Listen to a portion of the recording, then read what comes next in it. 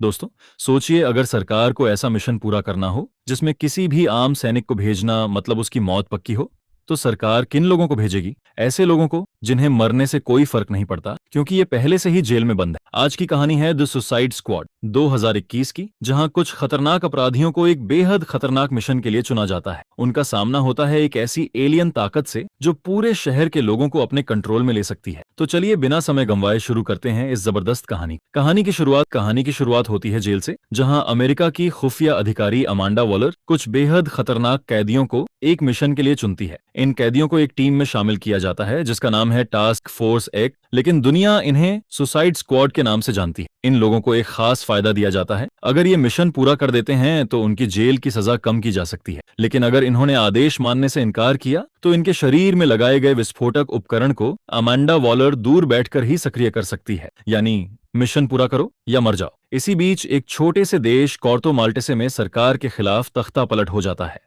अब Amanda Waller को डर है कि वहां मौजूद एक बेहद खतरनाक गुप्त प्रोजेक्ट पूरी दुनिया के लिए खतरा बन सकता है। इस प्रोजेक्ट का नाम है प्रोजेक्ट स्टारफिश। पहला सुसाइड स्क्वाड वॉलर सबसे पहले एक टीम भेजती है जिसमें हार्ले क्विन समेत कई खतरनाक लोग शामिल होते हैं। टीम समुद्र के रास्ते कोर्टो माल्टे से पहुंचती है और उन्हें लगता है कि उनका मिशन काफी आसान होगा, लेकिन जैसे ही वे समुद्र तट पर पहुंचते हैं वहां की सेना उन पर हमला कर देती। कुछ ही समय में टीम के ज्यादातर सदस्य मारे जाते हैं। हार्ले क्विन को सैनिक पकड़ लेते हैं जबकि रिक फ्लैग किसी तरह बच निकलता है। लेकिन यहाँ असली ट्विस्ट सामने आता है। ये पूरी टीम असल में एक डिकॉय टीम। अमांडा वॉलर ने जानबूझकर इस टीम को भेजा था ताकि दुश्मन का ध्यान दूसरी टीम से हटाया जा सके। या असली टीम की एंट्री अब कहानी में आती है दूसरी टीम। इस टीम का लीडर है बेहद खतरनाक निशानेबाज ब्लडस्पोर्ट। उसके साथ है पीसमेकर जो हर समय खुद को ब्लडस्पोर्ट से बेहतर साबित करने की कोशिश करता है। इसके अलावा टीम में है ताकतवर लेकिन थोड़ा अजीब किंग शार्क, अपने शरीर से खतरनाक गोलियां निकालने वाला पोल का डॉटमैन और चूहों को कंट्रोल करने वाली लड़की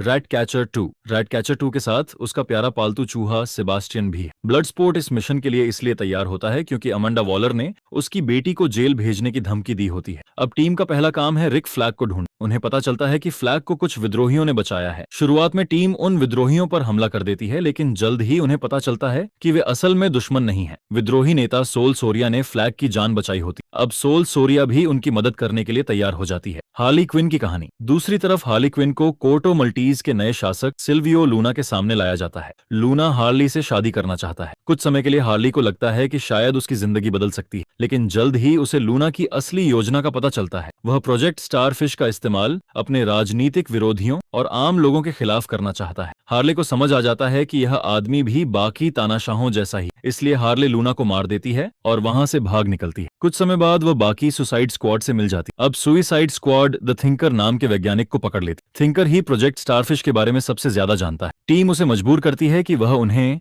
एक गुप्त प्रयोगशाला तक ले जाए। इस प्रयोगशाला का नाम है जोटुनहेम। टीम वहां पहुंचकर पूरी बिल्डिंग में विस्फोटक लगाना शुरू कर देती है, लेकिन तभी रिक फ्लैग और रेड कैचर 2 को प्रयोगशाला के अंदर एक बहुत बड़ा रहस्य दिखाई देता है। उनके सामने मौजूद होता है एक विशाल एलियन जीव स्टारो द कनकरर। स्टारो कौन है? स्टारो एक विशाल स्टारफिश जैसा एलियन है, लेकिन यह कोई सामान्य जीव नहीं। स्टारो अपने शरीर से छोटे छोटे जीव पैदा कर सकता है जो इंसानों के चेहरे से चिपक कर उन्हें अपने कंट्रोल में ले लेते हैं। थिंकर बताता है कि स्टारो को कई साल पहले अंतरिक्ष से पृथ्वी पर लाया गया था। इसके बाद अमेरिका की सरकार ने गुप्त रूप से इस जीव पर प्रयोग शुरू कर दी। कई निर्दोष लोगों को इन प्रयोगों का शिकार बनाया गया। अब रिक फ्लैग को समझ आता है कि सुसाइड स्क्वाड को यहाँ सिर्फ स्टारो को रोकने के लिए नहीं भेजा गया, उन्हें यहाँ सरकार के इस गुप्त राज को हमेशा के लिए छिपाने के लिए भेजा गया है। फ्लैग इस पूरे मामले का सबूत एक हार्ड ड्राइव में लेकर बाहर जाना चाहता है, लेकिन तभी पीसमेकर उसके सामने आ जाता है। अमांडा वॉलर ने पीसमेकर को आदेश दिया था कि वह किसी भी कीमत पर उस सबूत को बाहर नहीं जाने देगा। दोनों के बीच लड़ाई होती है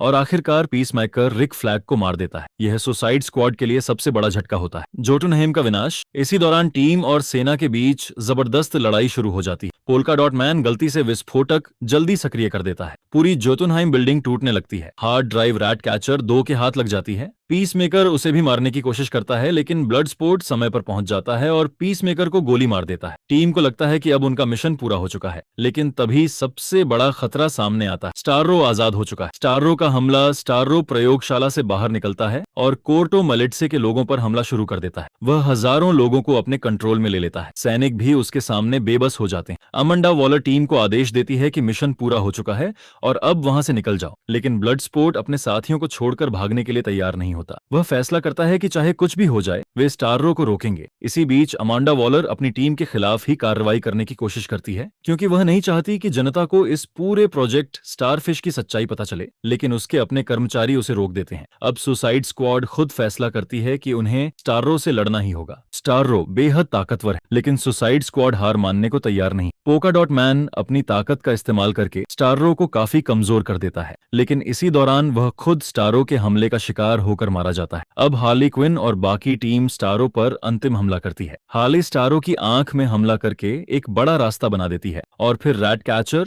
2 अपनी सबसे बड़ी ताकत का इस्तेमाल करती है। वह शहर के हजारों चूहों को बुलाती। सभी चूहे स्टाररो के शरीर के अंदर घुस जाते हैं और उसे अंदर से खत्म करना शुरू कर देते हैं। आखिरकार इतना बड़ा और खतरनाक एलियन स्टाररो मारा जाता है। कहानी का अंत स्टाररो के मरने के बाद कोर्टो माल्टेज आजाद हो जाता है। सोल सोरिया सत्ता संभालती है और देश में लोकतांत्रिक चुनाव कराने का वादा करती है, लेकिन ब्लडस्पोर्ट के पास अभी भी वह हार्ड ड्राइव होती है जिसमें अमेरिकी सरकार के प्रोजेक्ट स्टारफिश से जुड़े सबूत मौजूद हैं। ब्लडस्पोर्ट अमांडा वॉलर को धमकी देता है कि अगर उसने उन्हें आजाद नहीं किया तो वह ये सबूत दुनिया के सामने ला दे। आखिरकार वॉलर मजबूर हो जाती है। ब्लडस्पोर्ट और बाकी बचे सुसाइड स्क्वाड सदस्यों को आजाद कर दिया जाता है। उनकी सजा कम कर दी जाती है और टीम कोर्टो मल्टीज से वापस चली जाती है। जाने से पहले हार्ली क्विन और ब्लडस्पोर्ट अपने मारे गए साथी रिक फ्लैग को याद करते हैं। एंडिंग और पोस्ट क्रेडिट सीन। लेकिन दोस्तों, कहानी यहाँ पूरी तरह खत्म नहीं होती। मिड क्रेडिट सीन में पता चलता है कि वीजल, जिसे पहले मरा हुआ समझा जा रहा था, असल में जिंदा है। वह जंगल से भाग जाता है और फिर पोस्ट क्रेडिट सीन में एक और बड़ा ट्विस्ट मिलता है। पीसमेकर असल में जिंदा होता है। उसे अस्पताल में रखा गया है और वह धीरे धीरे ठीक हो रहा है। अमांडा वॉलर अपने 2 कर्मचारियों को पीसमेकर के पास भेजती है और उन्हें एक नए मिशन के लिए तैयार रहने को, यानी सुसाइड स्क्वाड की कहानी